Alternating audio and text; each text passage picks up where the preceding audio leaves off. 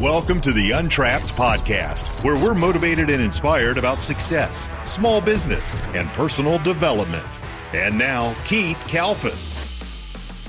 Yeah, what's up? What's up? What's up? Thank you. Thank you. God bless you. You got it. Good morning. What's up, everybody? My name is Keith Kelfas, and today I want to talk to you about grit. There's a lot of people who got the invitation to be here today, but you showed up. You're doing the work, and you got this. You know, the last couple years have been kind of weird, lots of ups and downs. And there was so much momentum, we were so focused, but then a lot of us have actually downshifted into discouragement. And we're like, what happened? I was so focused over here, and I was crushing it. I could get up and just crush it all day, and especially over the last year. We've downshifted. And it's kind of funny, because it's really hard to find your grit and to reach down and pull that person up that you know that can crush it every day when that person's not even there. And you can become a shell of yourself and look in the mirror and be like, well, what happened? And there's also some really successful people in this room who have crushed it and they're just coasting.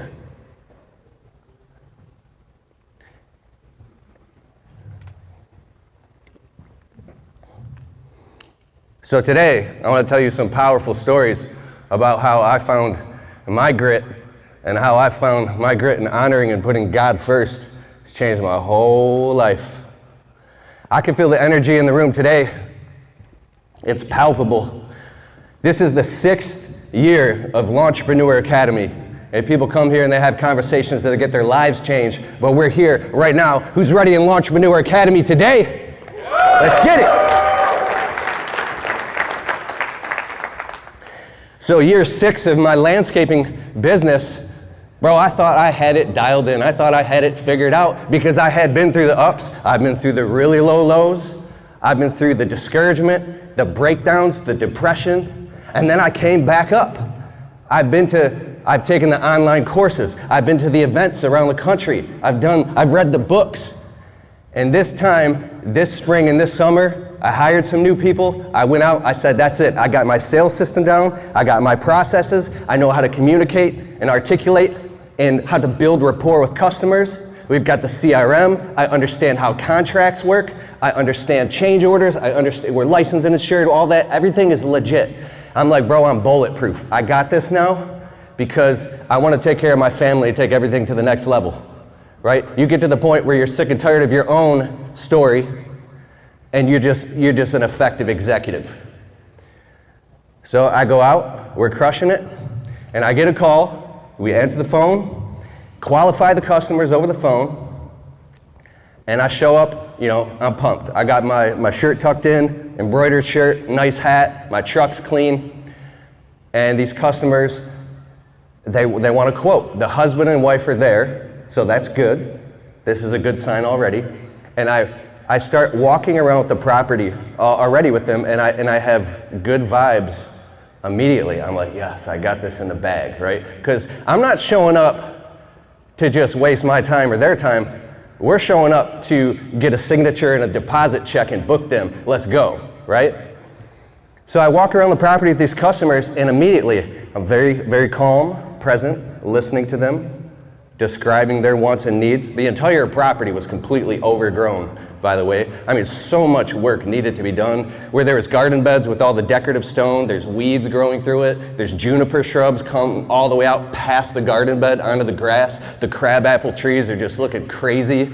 The ornamental trees in front of the house, in front of the bay windows, they're touching and rubbing the house. I'm looking all over the place, and I see opportunities, I see money, and that's one of the things we talk about, how you can turn our average ticket job of $360 into $1,650, but we're trying to sell jobs at $4, $5, $6, $7 grand, because when you notice opportunities on people's properties, you're a servant and a good steward, you call that out. Hey, we can solve that problem for you. And they're like, oh, let's add that too, let's add that too. So they might call you for a $500 or $700 little job, and you can turn it into a $3,000 job in 15 minutes because they have a problem, you have the solution, sign here. It's pretty simple. And when you're qualified and they see you're qualified, you have a professional website, like I did it all, right? So as I'm walking around the property with these customers, they're giving me good vibes and I'm saying all the right things. And I even like to do this thing, it's a tactical thing for some customers. If they're talking about something like, what about these boulders or rocks in the garden bed? I'll actually bend down and I'll start moving stuff and looking like, I'm not faking, I'm being for real. I'm looking at the weed barrier fabric and looking at the edging. I'm like, yeah, we can fix that. Do you want that done? And if I'm walking a property with a customer and they skip over a garden bed that they express that they want something fixed on, I'll say, well, 1 second, let's back up. If they want to go too quickly, I want to clarify this area. So do you want this done too? Like this or like this? And as I'm doing that and asking a lot of qualifying questions, they're going, oh, okay, this is the guy, right? And also expressing that my crew will come and we're just going to crush it. Like they don't have to worry about anything. So as I walk around the whole property, 360 degrees, for about 50 minutes, we get back to the front of the property, and I got other quotes to be to. I'm busy, so if you hang out a little too long and you're just a little too relaxed, the customers are like, what's going on here? Is this guy busy? Can I, like, if you have this kind of almost extemporaneous, let's get it, let's go, they like that because they know you're busy and you're crushing it. So I have all that dialed in. I know this. So we get to the front of the property and we're standing in front of the house, the garden beds. It's like a $700,000 house. And obviously these people are successful. And we talk a little bit more and I'm like, so I give them the price. But something I did that was kind of silly. I like to experiment with hyper vulnerability and transparency when it comes to the business, sometimes to the point of being cringy, just to test on a case-by-case basis, like that I'm drawing the line in the sand, we're here and we're gonna do this for you, we're gonna crush it. So I literally told the customers, hey, this is what some other companies would charge for this. I think it would be like about the same to less price as mine. At this time, it was about $4,000, right? And I said, I'm just literally gonna go ahead and just tell you what my bottom line is, dumb move. And I said, because I wanna be honest, I don't ever wanna lie because I'm gonna talk about this later. There's 3 things that you're gonna walk away today with. And one of them right here is, I don't wanna speak a lie to my customer, but the world of business is very adversarial. It's commerce. It's like a totally different jurisdiction, so it causes this moral dilemma. I was totally honest. I was like, $3,600. We can come here. I look at my calendar, like in 3 weeks from now on a Tuesday, we'll get all this done and we'll be here in a little over a day, maybe a day and a half. And I was confident that I was going to close the job right then and there. Everything was perfect. And then as soon as I spoke that in complete sincerity, I was good. The husband and his wife are standing there, and the husband looks at me and he goes, well, I'll give you $2,500 cash. But he said it almost like in a cocky way, like of disrespect. I was like, well, I mean, I have a lot of overhead expenses. We're a fully licensed and insured 5-star agency. I expressed and educated him the reasons why we cost what we cost, of how he's not gonna have to worry about anything. He's just gonna have to write the check and we'll solve the problem. And I expressed that we are confident I'm confident in my price and in my ability. Now this is a $3,600 job. It's not anything too crazy. But then he looks at me again, he goes, nah, you can do better than that. Like, come on, give me your best deal. And then I just stood there, I was like, no, I'm actually telling you for real. This is literally my best deal, and we're gonna do a phenomenal job, we're gonna crush it for you, and you don't have to worry about anything. Like, we're the best. Like, I do this full time, and we're gonna crush it. And he's like, and he looks at me with this disdain. Like, all of a sudden, I realized this husband and wife, this doesn't happen every day, but they didn't care about me at all. They were literally just trying to juice me to get the best deal possible. I wasn't even a human to them. And dude, I really work, and I've read the books on controlling your emotions, emotional IQ, all this stuff, and how to, let stuff water off a duck's back. But the way that this man looked at me and disrespected me, it was like he took everything that I had been working for this past 6 years and fighting and struggling and suffering and succeeding and going in the pit and breaking through and doing the work. And I was there and I was ready. It was like you're nothing, bro. Like, all of a sudden, the way he looked in my eyes, it was almost like, I don't want to go there. I became, my body filled with this feeling I hadn't felt in a long time, and I'm kind of embarrassed, but I felt rage. Like, are you disrespecting me right now? In this moment, something flipped inside of me. I almost just went nuts and started screaming at them right in the middle of the, like right on there. We're in a beautiful neighborhood, birds are chirping, it's summer, 11 a.m. I literally was this close, and the way that, I sound mean right now, but the way that the wife was just like, it was almost like this is their game plan or something. I felt so incredibly, disgustingly disrespected.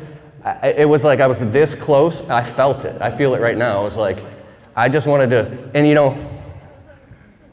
I held my tongue, and I said, like, now they missed out. I said, I don't want somebody else to come here and do a bad job. Like, I really actually care. You might hire someone else trying to find this good deal, and you get what you pay for. I'm the dude. And then they continued to do this haggling, and I said, you know what? I composed myself, because now it just became noise, and I said, I don't think that we're a good fit.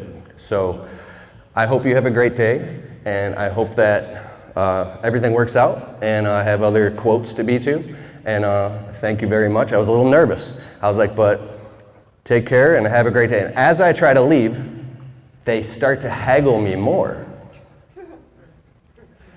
Now I'm literally this close from flipping out.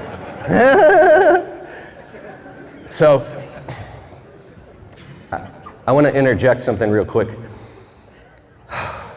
When I was a young man, about 18, 19, I was frustrated. I had lived in, well, now I've counted. I've lived in 31 homes, including, we lived in 2 homeless shelters. I've had a beautiful life, but like, I slept in my car. We bounced around from place to place, Section 8 housing, government assistance, food stamps, like legit homeless, right? And I've slept on people's couches, I've slept in basements, and I was very frustrated looking at other people and comparing myself to other people, just wanting to be successful growing up. And it was bad programming that caused a lot of negative self-talk that I was working through. And also to add to that, at 26, dude, I sat in a hospital because I got the phone call that my mom had mixed crack with heroin, and she fell unconscious and was no brain activity. We had to go to the hospital, and I had to put my hand on my mother's forehead, and we had to pull the plug, and I had to watch my mother pass away. So, like, I know what it's like to struggle, and I know what it's like to have to pull up and have grit. Like, I've been through it for real, bro. And a lot of my best friends, I've had 6 best friends that have, I don't want to depress anybody here, but they're not here anymore, right? And so, anyways, back to the story. In that moment, I saw this vision of a Keith Kelfas that I am not, flipping out, yelling at these customers. And we had a family reunion several years ago, and one of my cousins was there. I won't say any names, but he was younger than me, and he had lived the same life that I lived. And all right, I'll tell you. So my family is amazing. There's a lot of unconditional love. I did not plan on telling this. My cousins like to joke. I mean, we had a riot growing up, but my younger cousin, he was about 19 at this point. We were at a family reunion, and my grandmother who had passed away, she was in a wheelchair behind, we were just, I don't know what she was doing, just getting some shade or something. And he said, where's grandma? Where did grandma go? And then the one cousin said him as a joke, oh, they're back there with grandma smoking a joint. So he thought this was real. He believed it, and he flipped out and he went into rage in front of the whole family reunion and started screaming and yelling and calling everybody, you guys are all white trash. And then he got in his pickup truck and he peeled off, and I hadn't seen him since. This is like, but as I watched this happen, I had tears in my eyes because I was looking at that man. He had rage and he was trying to be a hero and express, I'm not like this. I'm trying to be better than this, and you're back there smoking a joint with grandma. So when I saw him have rage like that and leave, my heart went out to him, and I said, we don't do that. We don't do that. And I actually went around and comforted my family, and I held composure, and we got over it. But so, back to this job, I was like, you know what? I had to actually walk away while they were talking. I said, it's not a good fit. I have other quotes to be to. I'm sorry, have a nice day. And they were just like perplexed or something. So I get in my truck, I'm shaky, I'm nervous. I start the truck, I look at my next quote, I drive off. And I was so enraged and so disrespected that I took out my camera and I'm like, I'm gonna make a YouTube video, real time. And I wanna vent this out.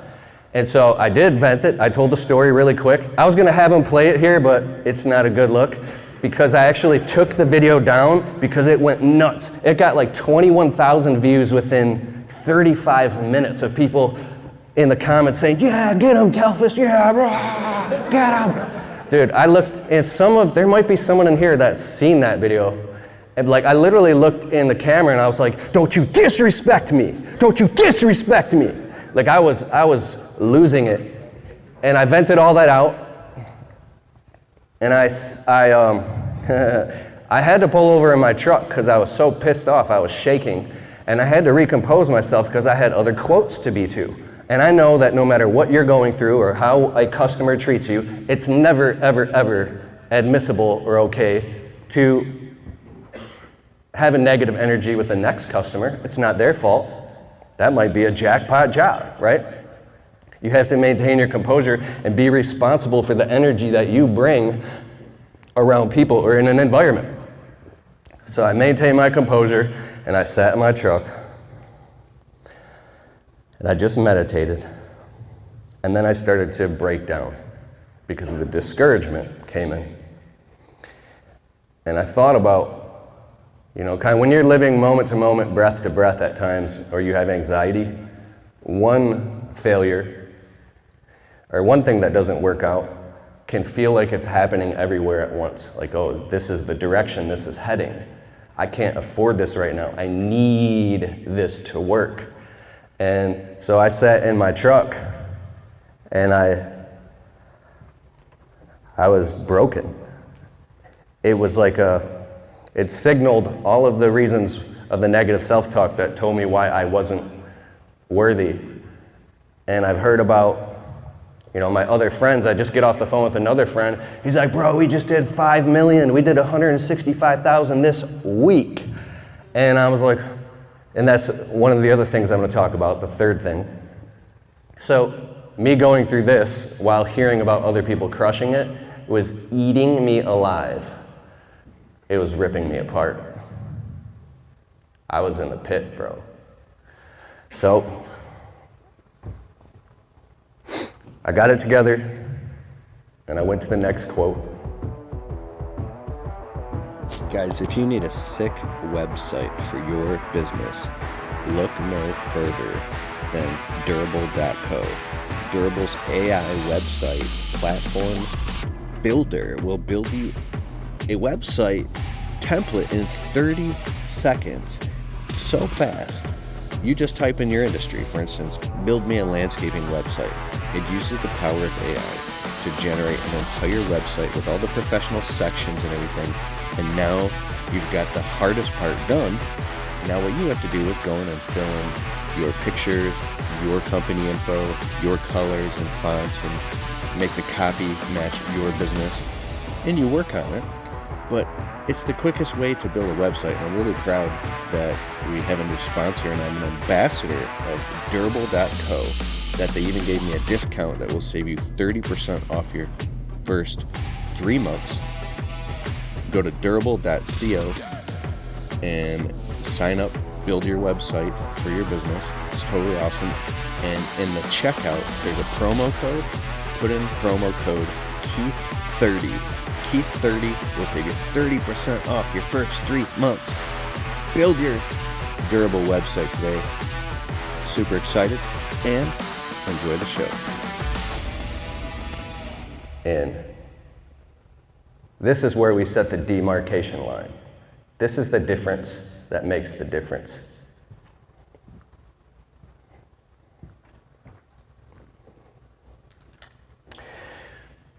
The demarcation line is when you're in the pit and you say, who am I going to be right now when I'm down on my knees? Who am I going to praise when times aren't only good, but when times are bad? That's God, of course. I said, I've been down that path where I've stuck my head in the sand, where I've given up, and I felt like I couldn't do it. And I've actually tucked my tail in between my legs, and I just wanted to go home and go to bed because it was too overwhelming, beating myself up. So I said, you got to pull yourself together, Kelfas. This is not it. Like, I know. So I said, you know what? I'm going to go crush it anyway. I'm going to go crush it anyway. I'm going to go close these next jobs, and I don't care what it takes, because this is who I am. So I go to the next quote, and husband and wife comes out again. But this time they're smiling, everything's fine, but my energy, what happened a few minutes ago, or an hour ago, doesn't even matter. It's water under the bridge. Husband and wife come out, and instantly I build a rapport with them, and I'm talking with them, walking around their property. Again, everything on their property needs to be done, even more than the first one.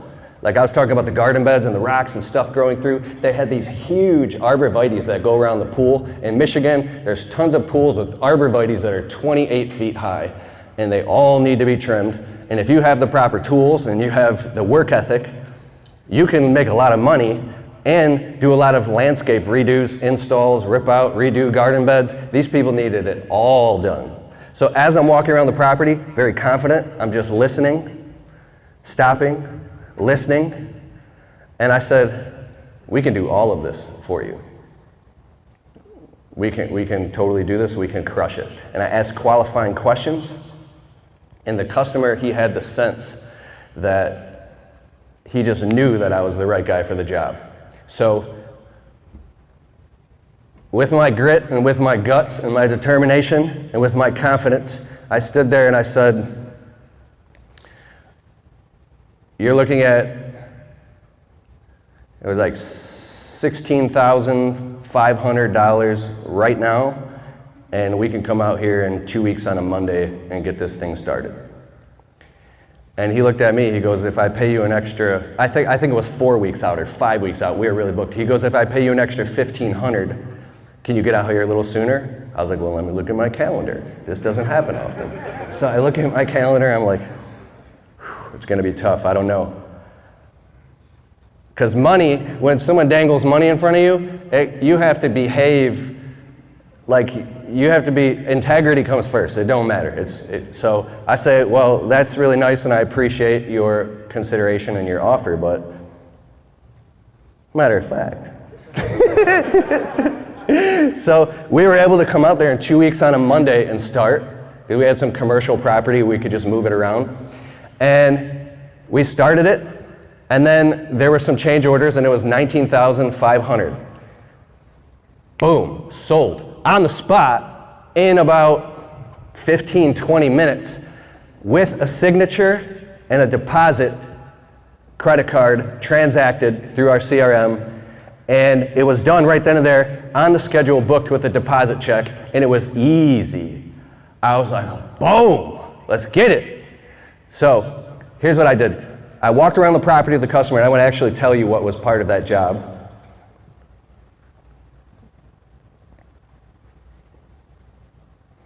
Because when I give customers a quote, it's important to be very clear and express what's going to happen and how things are going to go. And this builds a lot of trust and actually alleviates tension and future tension if you're doing bigger landscaping jobs, right? So 1, whole property garden bed makeover. So I put this in item lines in full description inside of the CRM and send this to them. Trim all trees and shrubs on property as needed. And you can have a rule in there, everything up to 15 feet or something like that. So it's clear that you're not going to be trimming frickin' 80-foot tall poplar trees. But they didn't have that. 2, backyard. Trim all privacy arborvitae shrubs around backyard property line with 16-foot orchard ladder and pole extension trimmers, and clean all debris, including raking out and removing dead matter from underneath. So when you trim arborvitae shrubs, if you tell them you're gonna, yeah, we'll clean all it up, during the quote, you should stick a rake or get in there and look and see, because there might be, bro, there might be 20 years of stuff, and now your guys are bringing out tarp load, filling up an entire dump trailer of arborvitae trimming debris. So I'm very clear, and be very clear with the customer, and take your time. That's why you raise your prices, so you can take your time, and make sure that that's very, very, very clear. And inspect everything. Always inspect what you expect. So the next thing is remove, prune, transplant any shrubs and perennial plants as needed. Dispose any overgrown or crowding plants. This is all built into the budget. Strip down all existing garden beds by removing old rocks, mulch, removing old fabric, if necessary, and regrade and reshape all garden bed edges. They didn't have a lot of garden beds on the back, but the garden beds in the front were kind of big, so it was priced accordingly. 6, install 136 linear feet of black metal edging with metal stakes around all front yard garden beds, including small garden island and front lawn. 7, install approximately 700 square feet of felt weed barrier fabric with metal staples in front garden beds, including small garden bed, island, and front lawn, and underneath all arborvitae beds around pool and side of house. This is what I typed while actually sitting in the truck. I said, hey, give me a little while. This could take me 30 minutes. I'm gonna go sit in my truck. In about 30 minutes, I'll come knock on the door, and I'll have a full quote ready for you right here, right now, because I want this 33%, $6,500 of $19,500 deposit check right now. So do it now. Don't wait on the quotes, especially if they're bigger ticket items, because now with today with Amazon, I ordered something and it showed up in 4 hours. Speed is value. Decorative stone. Backfill and top dress all completed garden beds with approximately 8 yards of decorative stone, 2 to 3 inches depth. I'm almost done here. Alongside of house, remove existing garden bed and replace and install 26 linear feet of new sod, including lawn repair of any areas around newly installed edging. 10, meticulous final cleanup of all garden beds and work areas. All debris removed from property, $19,500. So, when you do a job like this, take the time with the customer and break down specifically what they're going to get on what days. So I say, this is how it's gonna go. We're gonna show up with a 4-man crew on Monday, and we're gonna start doing demo and getting the job ready and bringing all the materials on the job site. Day 2, you can expect the whole front garden beds to be done, plants planted, fabric in. Day 3 will be in the backyard, and then installing the mulch, the rocks. And then day 4, we'll be here for a half day to do all of the meticulous final cleanup so your property looks like nobody had ever been on it, and we'll follow that. So you let the customers know what they can expect on what days, and then it reflects everything itemized in the quote. And then I also create a text message thread between the husband and the wife, so we're on a thread, and I let them know in text message just quickly I don't do this on tiny jobs, it's a waste of time, but bigger jobs. Hey, day one, we did this, we crushed it, see you tomorrow, and you can expect this. So I just let them know each day what's happening, so we're right on par. And now the customers are like, this is amazing. This guy is so organized that we can just relax and do our thing because they got it handled, bruh. So that little bit of communication works. It's the craziest thing. We start the job, we're there about a day and a half, we trim all the arborvitaes with the orchard ladder. They look beautiful, precise, like so clean, rake them all out, fill up the dump trailer with all that stuff. And all of a sudden, a construction company shows up on the property and starts doing demolition and tearing up the driveway with machines and ripping out the walkway right where we're installing our landscaping and beautiful garden beds and doing all this work we got to do. I'm like, what is going on? And the customers are like, so they're paying me like 20 grand. Meanwhile, they're spending 100 grand getting crazy stuff done. Like, they wanted a sink in their back pergola they were getting installed. We should get into some luxury outdoor living spaces, right? Just to have that sink, they had to have some special drainage per the city permit. So they're like, well, let's just spend another 20 grand and rip up the whole driveway to install a drain that goes to this specific location. So while this is happening, I was like, this is gonna ruin our work. We have to actually stop and leave. And they're like, yeah, we're really, really sorry. Like, I don't know why they did that, but we left the property and it took 6 weeks. So we're doing tons of other jobs, we're crushing it. I'm driving by the property here and there. There's just materials all over the place. We can't even work there now. This is crazy. That's why I'm telling the story. So we come back after 6 weeks, we get them back on the calendar, and we get in. Now the other company's gone, everything's clean. Brand new cement, everything, and we just start crushing it, and we bang out the job. We get the job done beautifully, impeccably. It was so good. I was taking pictures, we did some videos. The customers were super happy. And oh yeah, halfway through the job when we showed up, you get the second deposit check.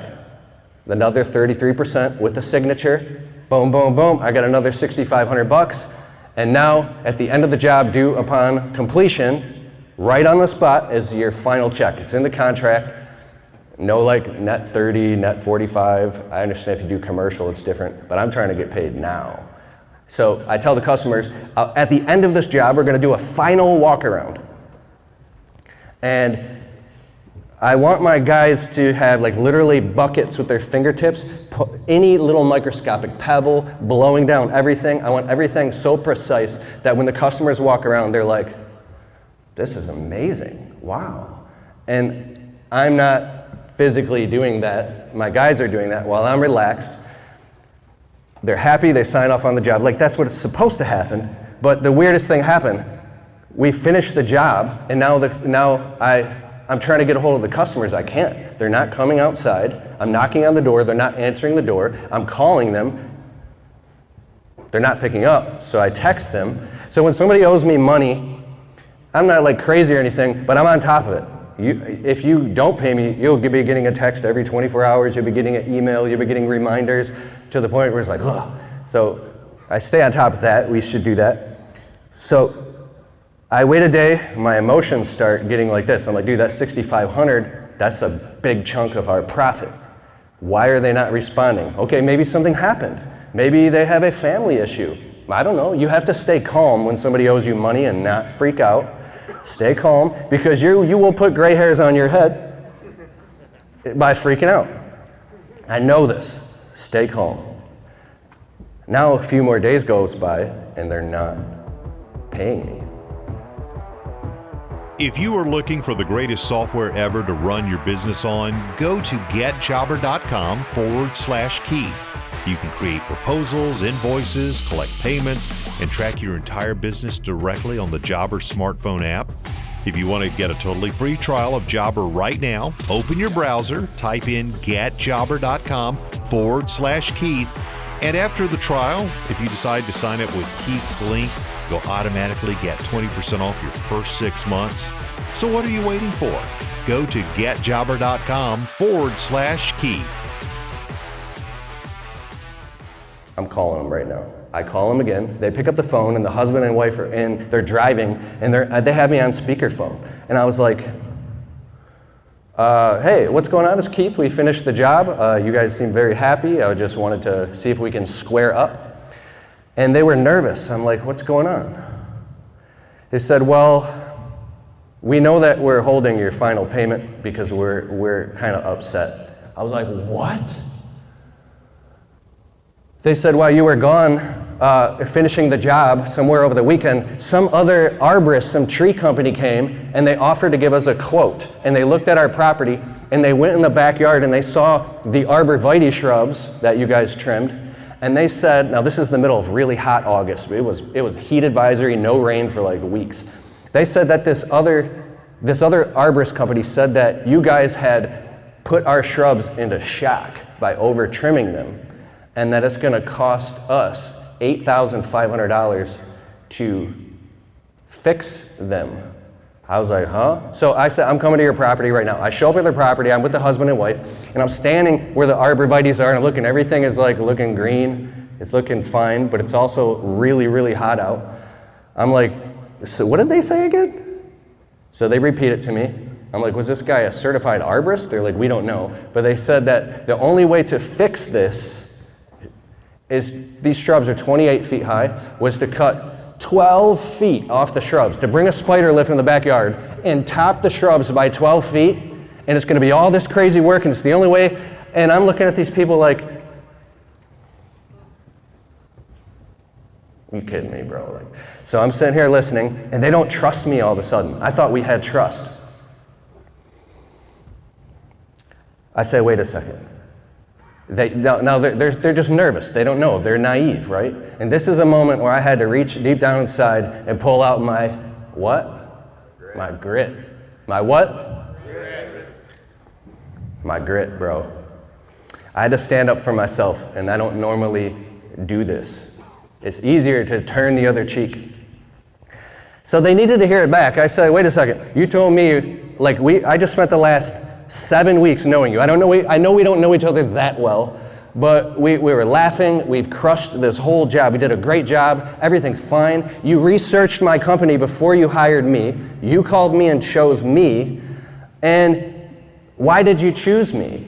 Oh, because you had 150 positive 5-star reviews, because of all these good things, like, right? So you mean to tell me that we've been knowing each other for 7 weeks now, and I was gone for a couple days, and some random guy who doesn't even know me is gonna throw me under the bus to try to juice you to get a sale? Like I said, take a look around. I said, look at all your neighbors' shrubs, look at the trees, the oak trees, the maples way up there. We're in a subdivision. I said, see, we've been in a heat advisory for about 4 weeks, and it hasn't rained. Everything is kind of curling a little bit, and everything's suffering from heat stress. I said, everything's under heat stress. I think your shrubs need some water, but they're totally fine. And they still didn't believe me. They were scared and holding my money. Then I did something that I had to do because I knew I was going to lose in that minute, and I was going to get straight up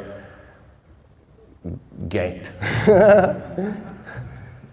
I stood there, and this courage came from inside of me, and I was like,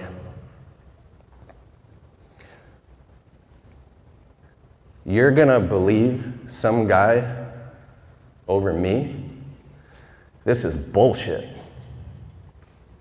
And as soon as I said that, that's exactly what I said. They because you shouldn't cuss at a customer. I said, this is bullshit. And the customers woke up out of hypnosis. They were like, and now they believed me. And they were like, yes, we believe you. They paid me my money, my other $6,500, right there on the spot. They signed off on the job. And now I felt a little nervous, but I was proud of myself because I stood up for myself. And I went back into my truck.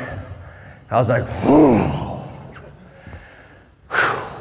And I was still nervous, but I was like, damn. And the funniest thing happened, I'm out of time here, so I'll just wrap this up right now.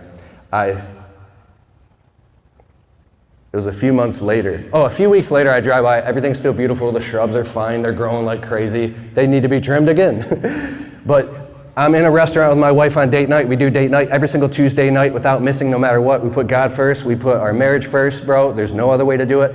And I love my wife no matter what, dude. I honor and I respect God, the Holy Spirit, Father in heaven. There's no other way. If you were discouraged and depressed or anything, reach through the clouds, and Jesus could be in a meeting and you're grabbing his ankle.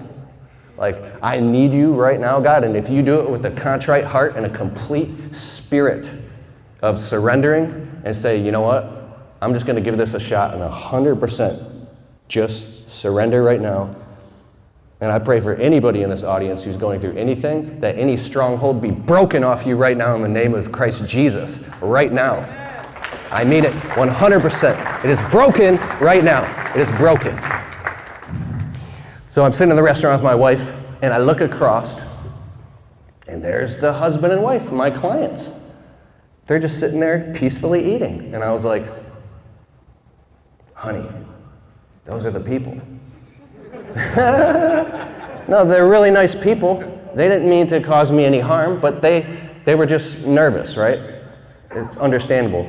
So I snuck up to the register. I was like, how much are, those people just pay their dinner, and I left a fat tip. And then when we walked out, I saw them, they're like, hey, thank you. And I was like, God bless you, God bless you. So I want to encourage you, reach deep down inside, pull up that faith and pull up that grit. Honor God when times are good, but when times are bad. I recently had to give my dog CPR for 15 minutes, and he died in my arms and had a heart attack. And it was traumatizing. And you know what I started doing? I started praising God and having gratitude and saying, thank you, thank you, thank you for this beautiful experience.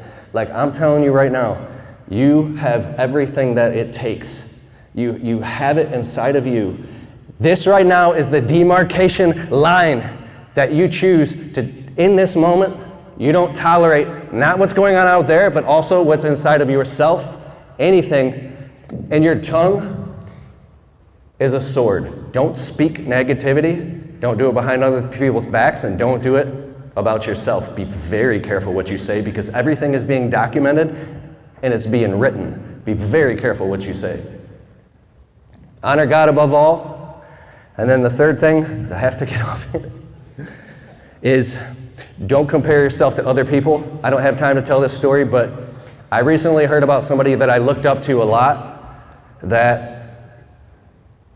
basically, I don't look up to that person anymore. And I got on the phone with a spiritual advisor of mine, and I was like, how can this be? This person I look up to so much. Like, it wasn't anything like terrible, but I was like, I looked up to this person. How could they do that? And my spiritual advisor told me, this is a lesson to you right now, to never, ever, ever compare yourself to other men, because the grass is not greener on the other side. It's a barren wasteland. The grass is greener where you water it. When you walk into your purpose, your mission and mandate for your life, and you focus on you and do your own unique thing, you will prosper abundantly and have fulfillment at a level you would have been miserable over there. And they'll be looking at you saying, I want to be like that guy. I'm telling you the truth, and this is the truth. God bless all of you. I'm Keith Kelfas. I love all of you. And that's the end of my talk. Thank you.